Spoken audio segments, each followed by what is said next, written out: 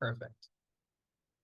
And so seeing that the number has stabilized a little bit, we can go ahead and get started. So again, we're here to talk about the Digital Equity Competitive Grant NOFO, and this is the first webinar in our summer webinar series.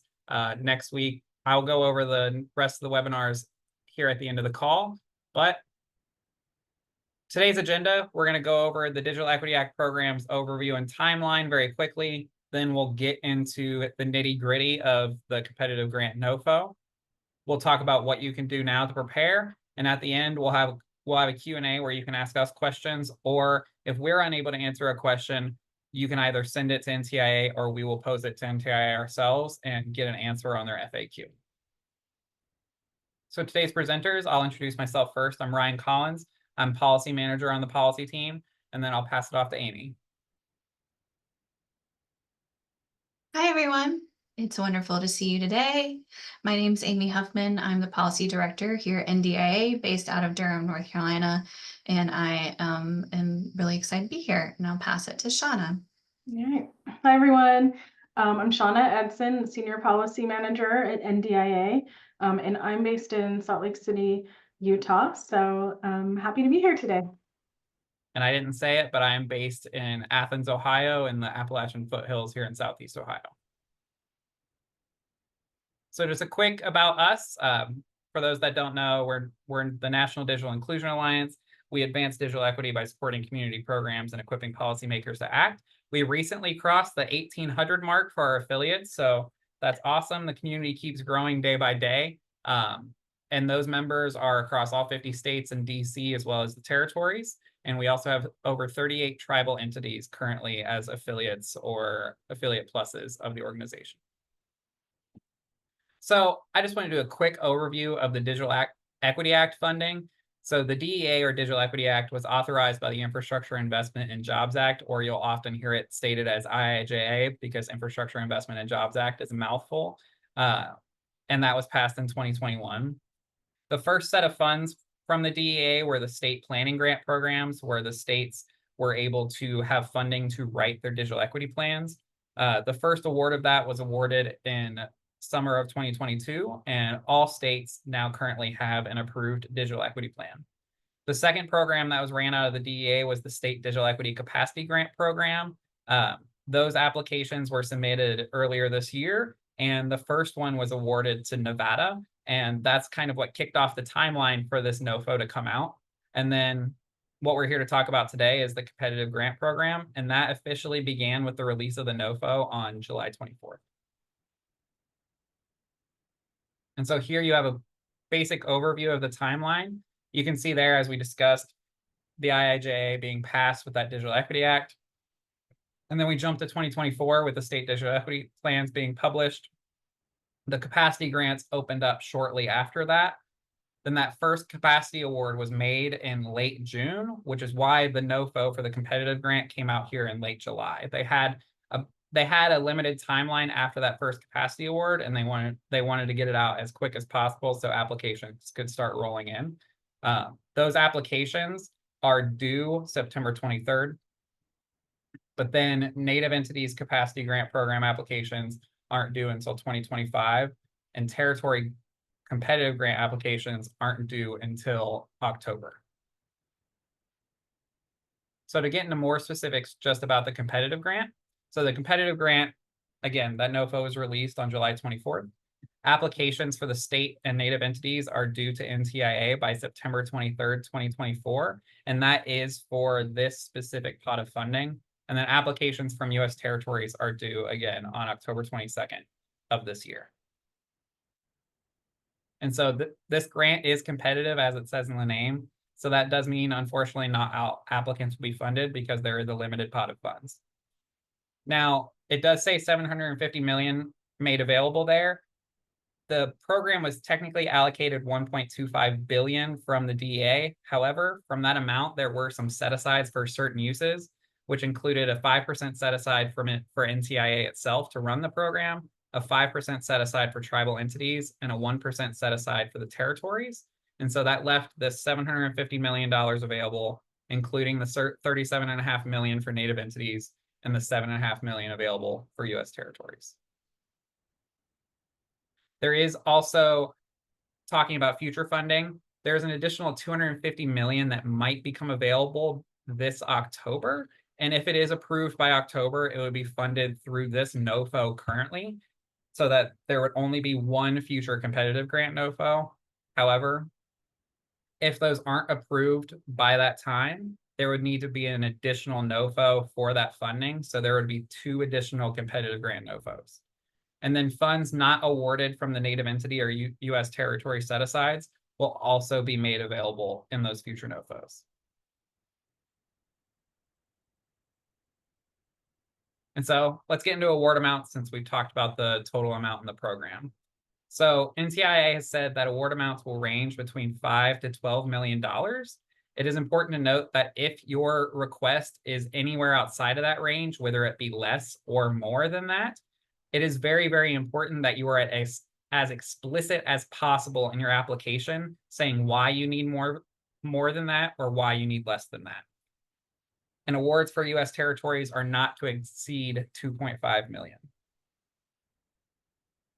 And so NTIA anticipates that these awards are going to be issued by winter of this year. But if they don't meet that deadline, it will be no later than April 20th of 2025 that awards will be made. And additional awards will be made on a rolling basis after that. They do anticipate that there will be 150 to 200 total awards. And that's a very kind of low award amount for the amount of funding, but that's because partnerships are very, very highly encouraged for large applications, so that there are larger award amounts being spread out across multiple organizations. And then just to go into the competitive grant purpose before we start talking about the application itself. As stated both in the DEA and in the NOFO, the competitive grant's purpose is to support efforts to achieve digital equity, promote digital inclusion activities, and spur greater adoption of broadband among all the covered populations. And with that, I'm going to pass it off to Sean. Okay, so talking about covered populations, if you've been following the DEA NOFOs, this list will look familiar to you because these populations are the focus for all 3 grant programs. And NTIA mentioned focusing on the covered populations several times throughout the NOFO, so you really need to take this into consideration when you're preparing your proposal.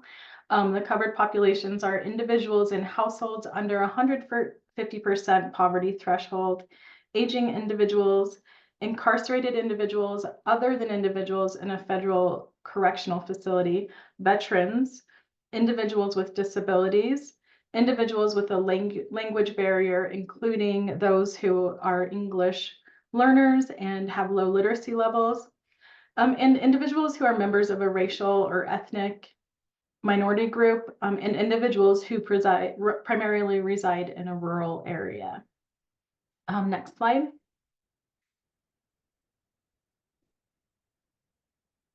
The organizations that can apply for the competitive grant are the organizations that could apply for the state capacity subgrant program. So this probably looks familiar to you if you've been following our webinars and blog posts about eligible entities.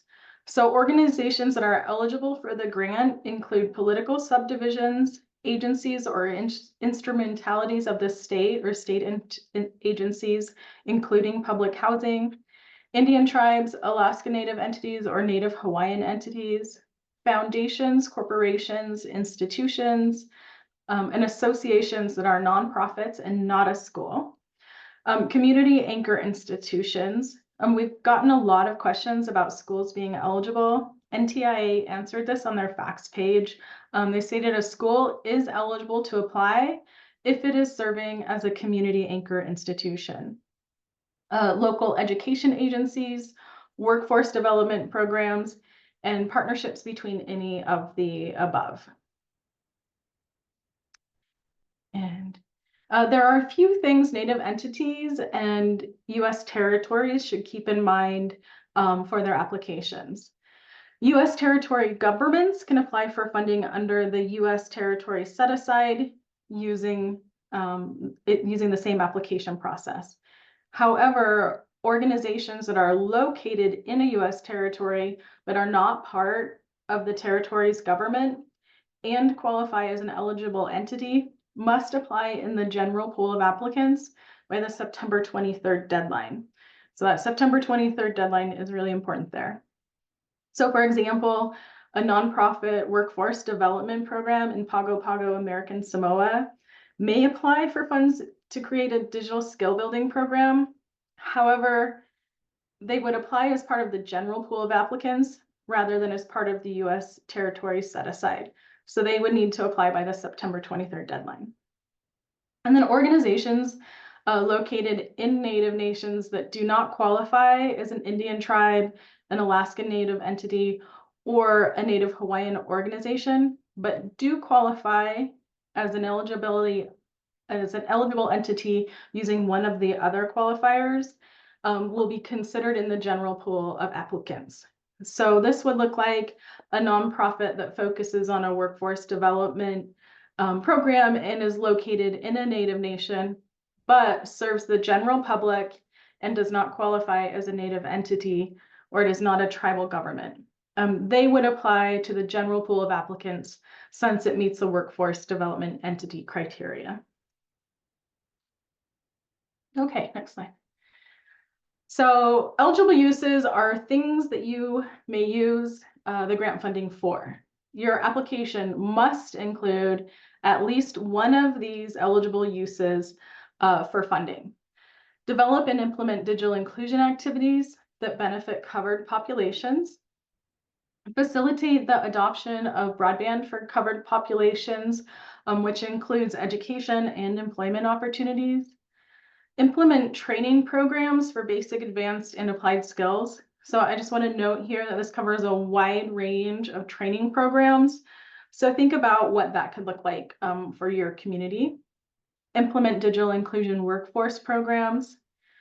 This one's lengthy, so I'm just going to read it as stated. Equipment, instrumentation, networking capability, hardware and software, or digital network technology for broadband services to cover populations at low or no cost. Create new or operate existing public computer labs that are tailored for covered populations and through community anchor institutions, or undertake any other project or activity the Assistant Secretary okays. NDIA will allow for reimbursement of certain costs that support the creation of your application. This will be up to $50,000. Some things to keep in mind: only funds spent after the release of the NOFO and before the grant award will be considered for refunds. And expenses must be approved in writing to be reimbursed. And NDIA will only reimburse costs for applications that receive an award. So that means that if you apply and you do not receive an award, you will not get a reimbursement. So just keep that in mind as well. Okay, the NOFO stated the importance of partnerships several times. So partnerships help expand the reach of this digital equity funding. They're also key to applications with larger awards. Some things to remember about partnership applications: you must be an eligible entity to be members of a partnership. It means all of the members have to meet one of the requirements as an eligible entity. And the application must be submitted by a lead entity acting as the authorized representative. An organization may participate as a member of multiple partnerships as long as it is not the authorized representative for more than one application. However, an organization may only submit one application as either the solo application or as the authorized representative for a partnership application. Some other things partnerships should consider for Native entities: the authorized representative must be a Native entity, and the proposed digital equity activities must serve members of the Native entity. The applicants for Native entity applications, the applicant's partners may meet any requirements listed in the eligibility section as an eligible partner. All partners applying as native entity must include a tribal government resolution authorizing them to apply for the competitive grant funds. Okay. And then the fun part that everybody's gonna have questions about, I'm sure, is let's move to the next slide, which is matches. The competitive grant has a 10% match requirement, meaning the applicant needs to provide a minimum of 10% cash or in-kind services toward the total project's costs. However, NTIA may issue waivers based on financial need, and US territories may not need to match depending on the size of the territory. So here are some things to keep in mind when you're considering matching funds. The match can be cash or in-kind. In-kind matches may include third-party contributions from organizations other than the applicant or partners. In-kind contributions are non-cash donations of property, goods, or services that benefit grant-supported projects. Some of potential in-kind sources could be your employees or volunteers' time spent on grant activities, equipment your organization owns or uses, like a vehicle, supplies, and indirect costs. Indirect costs are things that are necessary for the overall operation of the proposal, but not directly tied to a single project, like office supplies and staff salaries. It can be computer hardware, software, and the use of the building your organization is located in. Your match will be part of the total project budget, so the match must be funds or in-kind services that help implement your project. So it can't just be any funds. It has to directly apply to your budget. You cannot use federal funds for the match. And applications with a higher than 20% match will receive additional consideration in the programmatic review process. Okay, next slide. So what are you not allowed to spend the grant funds on?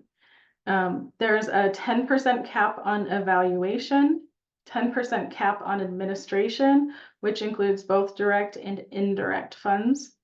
One thing to keep in consideration is previously awarded federal or state grant funds to create a digital equity plan or implement digital inclusion activities must be used before you can use funds from this grant. So if competitive grant funds are used to build up rather than replace other federal or state funded programs, that implementation or that implement the type of activities listed in this NOFO, the application must describe how the funds will not duplicate other funds. So this part is really important. NTIA is going to want to make sure that they're not duplicating projects, funding for projects. You also cannot make a profit, charge fees, or include other incremental charges above the actual cost. And funds may not be used for general research or academic studies of digital equity. So this is different than measurement and evaluation. This is saying that just studies for general research are not allowed, but you are allowed to do measurement and evaluation. And I'll let Amy take over there. Okay, friends. So first of all, there's 348 of you here, which is wild. So please put your questions in the Q&A. There's already 25 questions. We see you have lots of them. And we'll try to get to them at the end. So a lot of these questions will be answered in these slides in this presentation, but we'll go over those at the end. So please direct your questions there. Okay, so as Shauna noted, you can use up to 10%, or grantees will be able to use up to 10% of the total award for performance measurement and evaluation. And good thing, because it's required as part of these projects.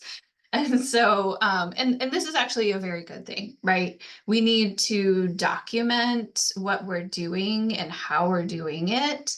and then also what the results of those things are so that we can continue to advocate for more funding for this work. And so we can demonstrate success. And so we can also figure out what's working and what's not working. So this is a good thing.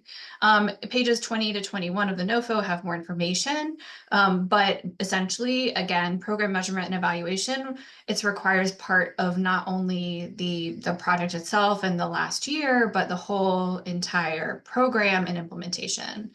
So you'll need to include in your application how you intend to evaluate and measure performance throughout the program. You will have required semi-annual reports and annual reports. There will actually be several different types of reports: a financial report, a performance report. So get prepared. There will be a lot of reporting requirements. In these reports and in the overall evaluation that you will submit at the end of the term of the grant is an overall assessment of the effectiveness of the grantees' programs. And then the other thing is NTIA may sponsor an entire evaluation of the overall competitive grant program. And so if you receive a grant and participate in that and participate in the grant process, you will be required to potentially participate in that overall evaluation of the entire program. Next slide, please. Okay, so moving on to what you should include in your application. So the first three things on this slide are musts. Your program design must do one of these things. It must address gaps in the implementation of your state's digital equity plan, or it must supplement or further advance your state digital equity plan, or address barriers to digital equity that the state digital equity plans fail to identify. So it's got to do one of these three things, right? Gaps, supplement, or address barriers that maybe the plan didn't identify. Next, your application, your project that you're planning should be innovative in addressing the barriers to digital equity that are in your community. It should work towards increasing internet access and broadband adoption for the covered populations. NTI will be looking at geographic diversity of the various applicants, and so they will be taking that into account when they're assessing applications. And then your application must not be duplicative or conflicting with other programs. So the BEAD program or the capacity grant program that your state's running, this program should not conflict or be duplicative.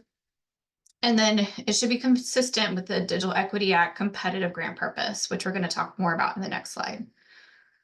Next slide. So your program, again, should be consistent with the overall Digital Equity Act competitive grant purpose, which Ryan gave a beautiful definition of earlier. But NTI says that they believe if your program addresses one or more of these things, then that they view that as being consistent with their overall purpose. And those things are increasing economic stability, including workforce development and employment opportunities, increasing access to quality education, increasing access to healthcare, providing social and civic engagement opportunities online, or equipping people to do that online. And then community access to the benefits of internet technology. And just a reminder, everyone, please put your questions in the chat. We will get to them in the Q&A. There's actually a Q&A. You'll get to them at the end. Next slide, please. Again, we've talked about this a lot, but it really can't be overstated. In your application and in your project, you're going to need to detail how the work that you're going to be doing is serving covered populations and which covered populations you intend to serve and how many people in those covered populations you intend to serve. And you'll also need to demonstrate that you're intending to enable long-lasting and meaningful change for those covered populations and show how your proposed project can do that.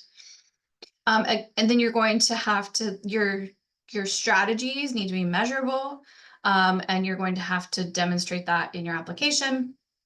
And NTI really wants these projects to be co-created with the folks that they will be serving. And so they really want you to involve stakeholder engagement, partner engagement throughout the implementation process. Next slide, please.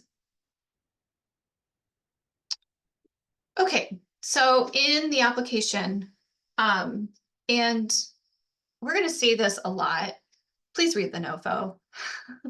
That's where you will get all of this information and more. We're just here to distill it for you, give you an overview so you know what you're getting into, but we are not a substitute or replacement for the NOFO. We're also not a substitute or replacement for attending NTIA's webinars. Please attend those in addition to today. So you can make sure you dot all your I's and cross all your T's so that you can be competitive in this grant process.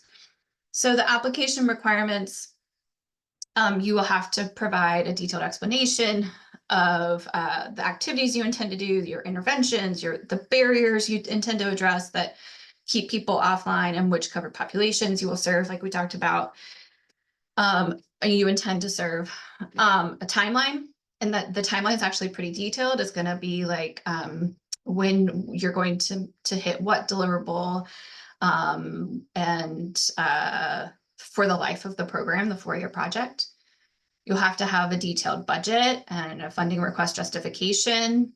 So pointing out why, like, you're going to have to itemize all the different things you're going to need to use the funding for.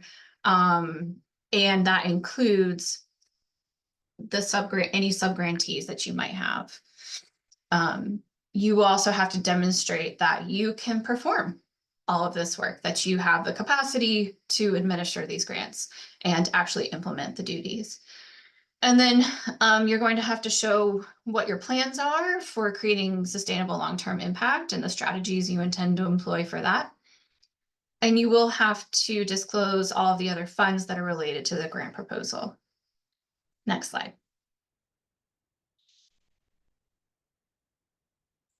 You will, in addition, like we talked about, have to show how you intend to measure and evaluate the project as a whole, or program or programs, and which geographies you intend to serve. You'll have to note whether it's, a town, a region, a state, or an entire territory, right? Like, you have to point out what geographies you plan to serve and how it aligns with the state digital equity plan and fills in gaps of that plan. So again, like we've been saying, read your state's plan so you have this information at the ready. You can show how your project aligns with, fills in gaps that it may have. And then finally, you'll have to have a consolidated budget form. So really, really important. You have to have a unique entity identifier and register with SAM or SAM.gov before applying. So please go start that process now. And that's not just you, that's any partner or subgrantee that you have. So they will also need to have this information at the ready. Next slide. Okay, so partnerships. We've talked about how partnerships are key for this. It's very important. These are big awards. It's a lot for any one organization to do. And also, we all know that digital inclusion work is better when we do it together, right? So, but there are some things that you need to have in place to have those partners on board. So from each partner or subgrantee, you need to have a statement of support from the authorized representative, which would be the point person in that organization, and the evidence of their experience managing similar partnerships or coalitions. and a table listing all the members of each partnership, and then a letter of commitment for each partner. And I just realized I just totally misspoke. You are the authorized representative, the organization that's applying as the prime, and you have to have evidence that you can manage this type of coalition or similar partnerships. So that's what you need to provide. And then your subrecipients need to provide a letter of commitment, and then they will also have to provide demonstration that they can do the work that they're saying they can do. Next slide. For Native entities that are applying, and if they're applying even in a consortium or in partnership with other organizations, they must include a tribal resolution that authorizes them to apply for the competitive grant funds. And applications for Native entities, they'll be considered with all other eligible entities for NOFO, meaning on the same timeline and like in the same process. Although there is as Shauna detailed earlier, a Native entity set aside for Native entity-led applications. Next slide. For U.S. territories, a letter from the governor or its equivalent is required, authorizing the applicant to apply for the competitive grant on its behalf. And because U.S. territories aren't technically eligible entities, but they have theirs set aside, I know it's a bit confusing. They'll be funded with the same application requirements, but a separate review process and a separate timeline. Okay, so now we get to the fun part. I mean, not really. This part's a little complicated, but how NTIA will determine awards. So it's a 3-part process. First is the initial eligibility and administrative review. Second is merit review. And third is programmatic review. Next slide. Okay, so the first phase, it's the initial review. This is just to make sure, again, all the I's are dotted and T's are crossed. So they're going to be checking for, is the applicant an eligible entity? If the answer is no, that application is getting thrown out. Are all the application materials complete? And was the application submitted on time? If the application was submitted not on time, you're getting thrown out. If the applicant is not eligible, thrown out. If not all the application materials are complete, they don't have to, but they may give you 7 days to submit those application materials. I would not bank on that. I would bank on having all my application materials in. Triple, quadruple checking to make sure they're all in, because they will not do that for everyone. Like, they've made that clear. So make sure you have all this stuff in so you get moved on to the next round. So next phase, next slide, please, which is phase 2, merit review. So this is where NTI is going to score the applications. And they're going to do it on a 0 to 100 point scale. Anything 70 points or up will be moved on to the programmatic review. Anything less than that, so 69 or down, this is where your application stops and you don't move on any further. Or, disqualified, you can say. So 70 plus to move on to programmatic review. You see, I think it's so important. I put it on the slide twice. So that was actually an error, but we'll pretend that's what I meant to do. For the evaluation criteria, they're chunking it into 4 different spots, or 4 different categories. 40 points for the first one. So you'll have to, really well describe why your project's needed, its purpose and benefits. Going back to all the things we've already talked about that you have to include. And in the NOFO on pages, let's see, 40 and 41, it gives you, and even before, no, I think it's even before that, like pages 36 on, it gives you a lot of detail on what to include in each of these sections. We're just summarizing them here. But so 40 points for project need, purpose, and benefits, 25 points for the strength of your and how you demonstrated that you have the organizational capacity to lead the project itself and all the subgrantees and do all the reporting, etc.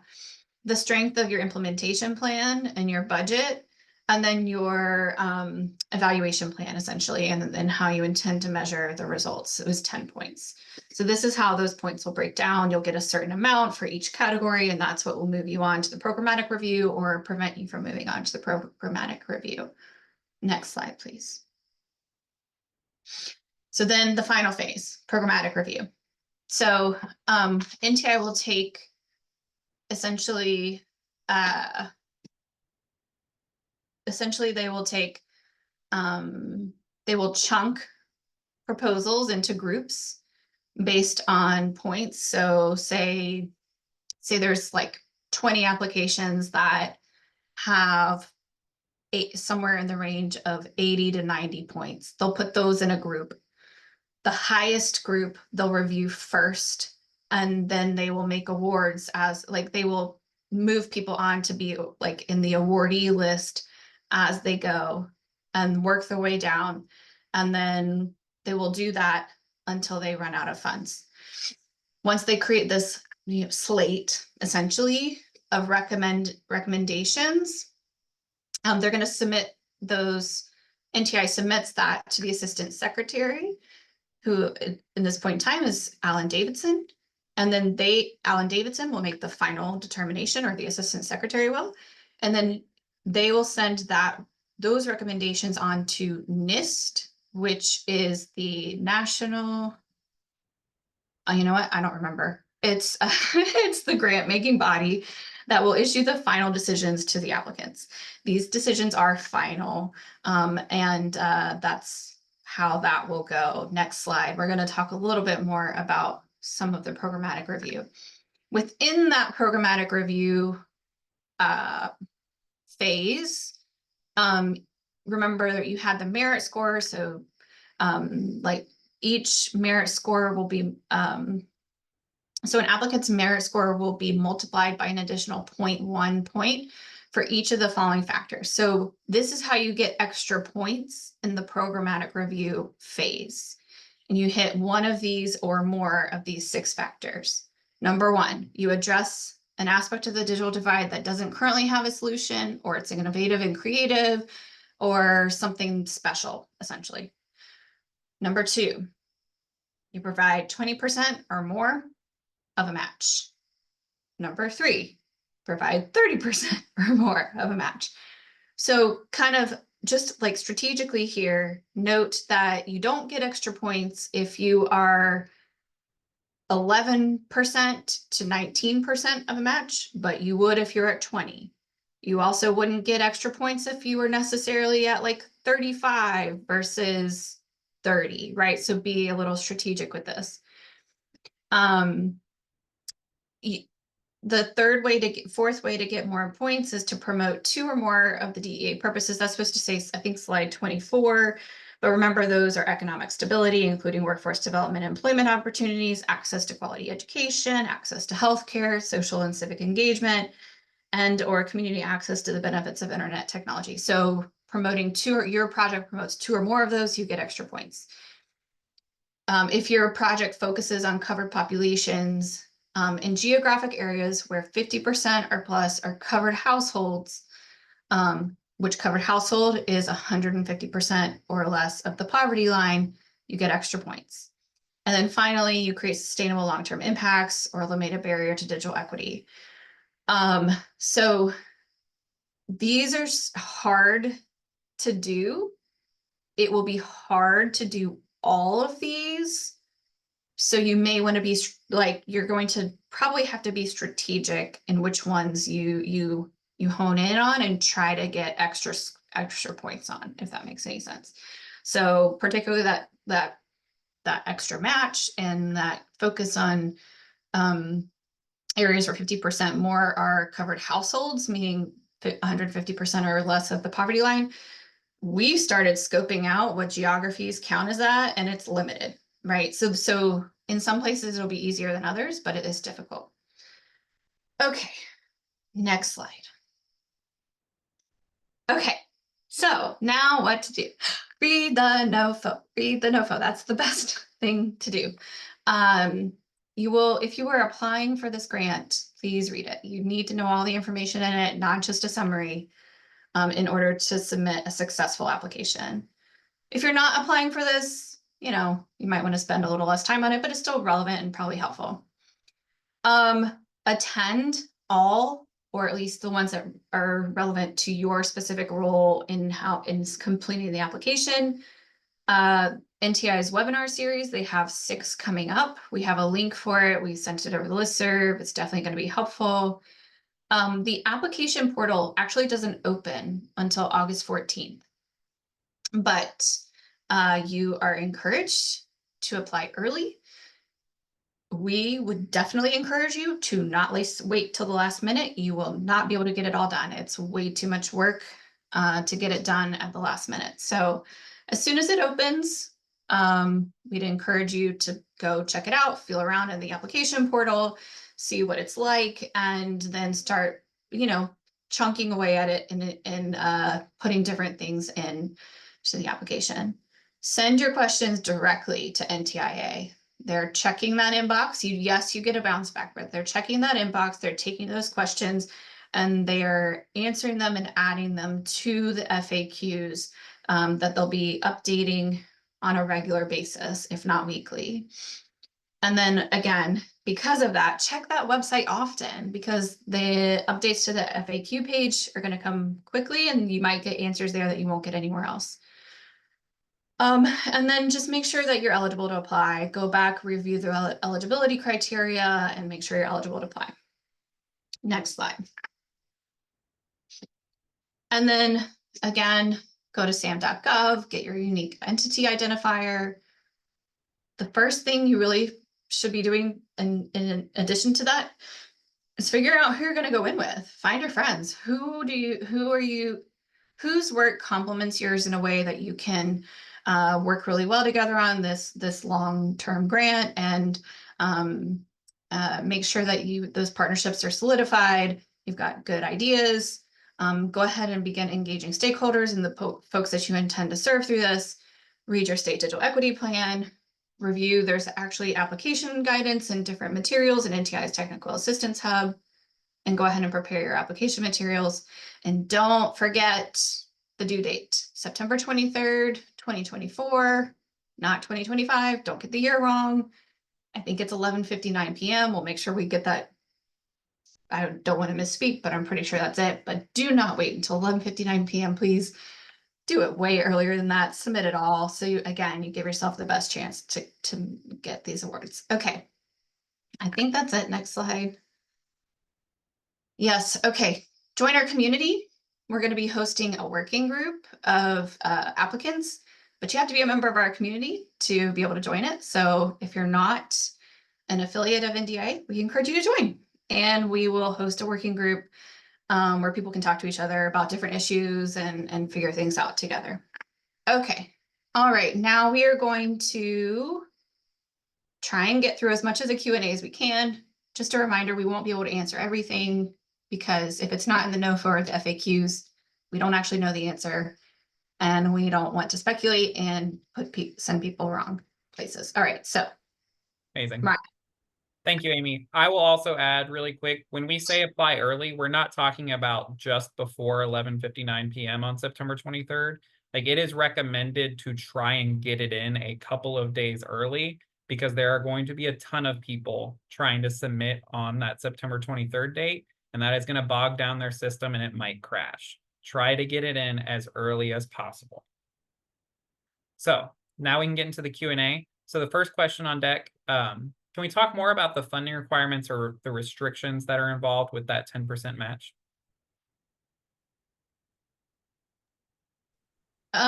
So I think those are two different questions, but the 10% match is for the entire project. So it's so if your project, say you're applying for, let's use a $12 million award, your actual, once you include the match, it's like 1.3 12 or 13.2 billion, right? So that's what you would have to have the 10% match on, as the 13.2 billion. Not the 12 bill, gosh, not billion, million, y'all, 12 million. And then the other part of that was the restrictions. The restrictions were 10% cap on evaluation and 10% cap on administrative expenses, which include direct and indirect expenses. Awesome. Thanks, Amy. And so somebody asked, and I'm pretty sure I know the answer to this, but just want to double check with the group. What's the current process to apply for that matching funds waiver?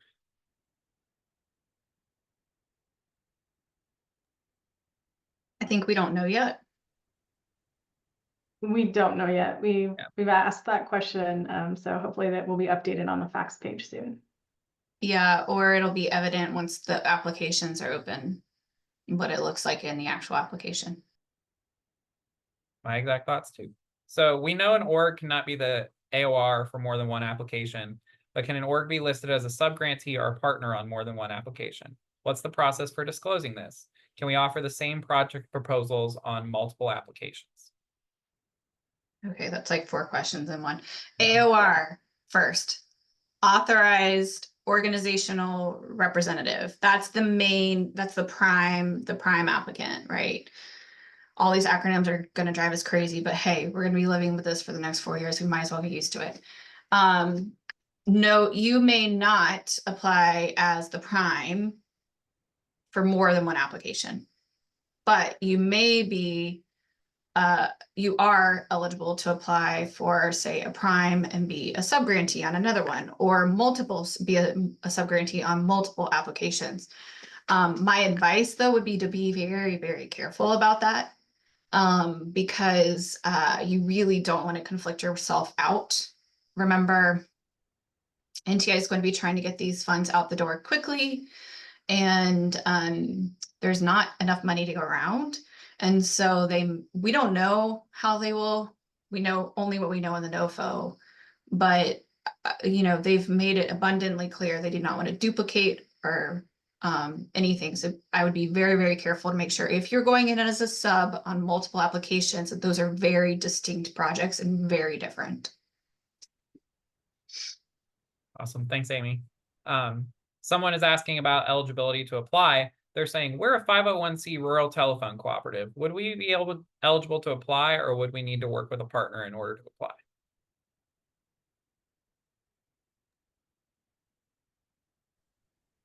I think that's a good question. Mm-hmm. What do you, Ryan or Shauna, do you know the answer? If not, I think that's when we need to send it into I believe. Second, I just need to make sure I'm getting this definition right.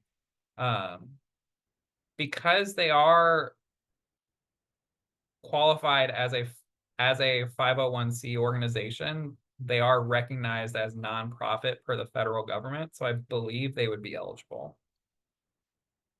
I think we'll want to double check that. Yes. And whoever is asking that question, you should also send a question like that to NTIA. Yeah. Agreed. And I want to say just now, just blanket, that's for any of these questions that we're answering today. Also, just ask it of NTIA just so it can be explicitly clear and it can be added to their FAQs later. So next question. If the competitive grants are supposed to fill gaps not covered by the capacity grants, but their implementation plans haven't been approved yet, how does an applicant know that what to include in their competitive grant application? Ding, ding, ding. That's the question of the hour. That's a great question. So, so you can do a couple of things. One, you can look at the plan, and fall back on the plan, the digital equity, your state's digital equity plan itself. The other thing you can do is call up your state officer, your state digital equity specialist. Some of them, because their funds haven't been approved yet, can't put anything out in writing. but they might be able to have a phone call with you to give you a sense of like what they're planning. Some of them are able to actually go ahead and put things out too. So they're already publishing things to give folks ideas. But when in doubt, if you can't get a hold of anyone, or they're not able to disclose something, then fall back on what's in the plan and use that as like to demonstrate gaps. Gotcha. Thank you, Amy. Next question is, would network installation in a correctional facility be an example of an eligible use of funds?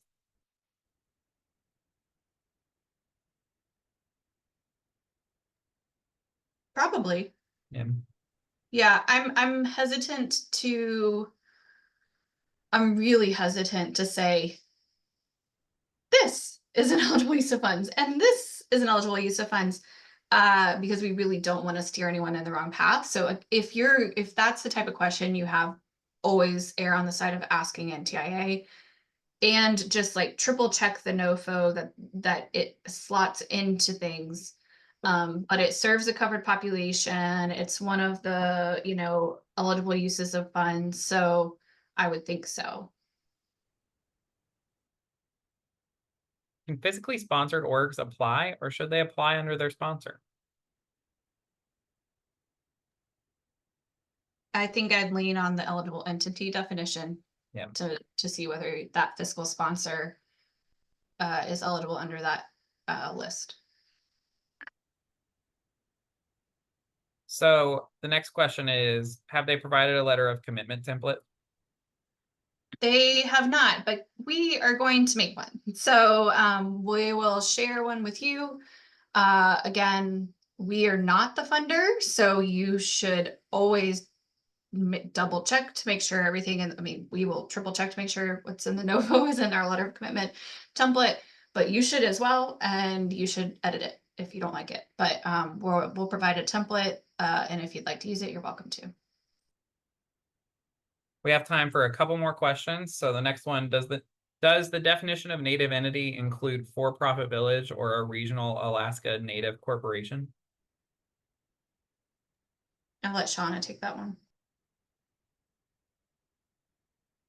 The NOFO does not go, they don't have a list that's as detailed in previous NOFOs. What they say is an Indian tribe and an Alaskan Native entity or a Native Hawaiian organization.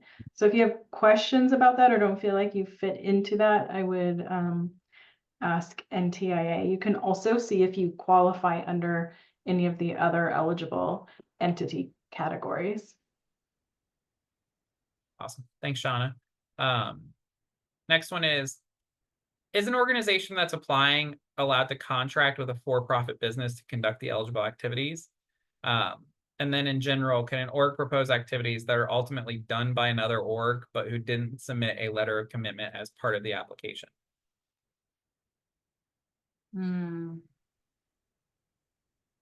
I would send both of those to NTIA.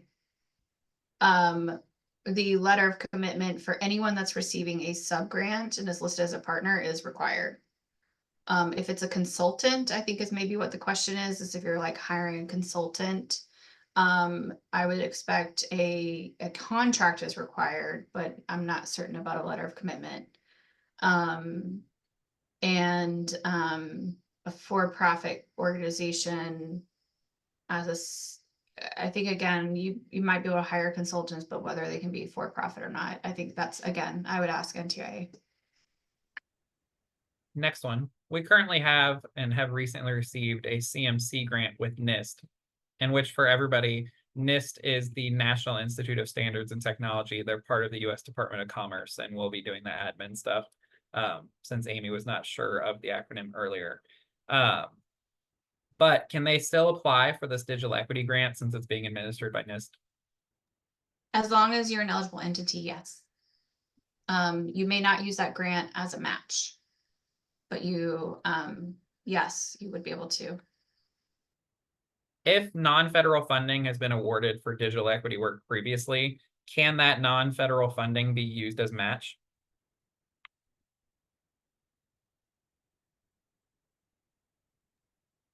I think so. Yeah. But the match, like what can and can't be a match, is a little opaque. But there's more codes to read through to figure all that out. There's it's called CFR, which is the Code of Federal Regulations 200, and that has a lot of the information around match and indirect and direct costs and things like that. So we'll be digging into that as well to provide more information to you all, but also encourage you to go look at it too. And then can you clarify the administrative cap, trying to understand the difference between overall grant administration versus program administration versus project administration? I wish I could. Yep. No, I cannot. That's another question for NTIA that I hope that they make abundantly clear in upcoming webinars and FAQs. And so we have time for one last question.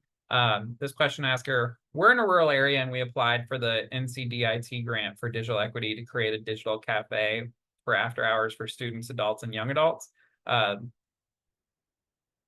Can that organization apply for the competitive grant funding utilizing that same concept?